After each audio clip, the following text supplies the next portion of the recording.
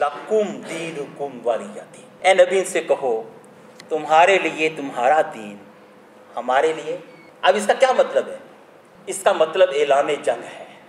چنانچہ اس سورت کے فوری بعد جو سورہ ہے جو ہم نے پچھلی دفعہ پڑھی وہ سورۃ النصر ہے، اذا جاء نصر۔ اس کا مطلب یہ ہے تمہارا طرز زندگی اور ہے، ہمارا طرز زندگی اور ہے، تمہارا نظریہ حیات اور ہے، ہمارا نظریہ حیات اور ہے، تمہارا لائف سٹائل اور ہے، ہمارا لائف سٹائل اور ہے، تمہاری زندگی کا مقصد اور ہے، ہماری زندگی کا مقصد اور ہے، تمہاری معاشرت اور ہے، ہماری معاشرت اور ہے، تمہارا سماجی تانا بانا اور ہے، ہمارا سماجی ڈھانچہ اور ہے، تمہاری سیاست اور ہے، ہماری سیاست اور ہے، تمہاری جنگ کے مقاصد اور ہیں، ہماری جنگ کے مقاصد اور ہیں، تمہاری زندگی اور موت کا نصب العین اور ہے، ہماری زندگی اور موت کا نصب العین اور ہے۔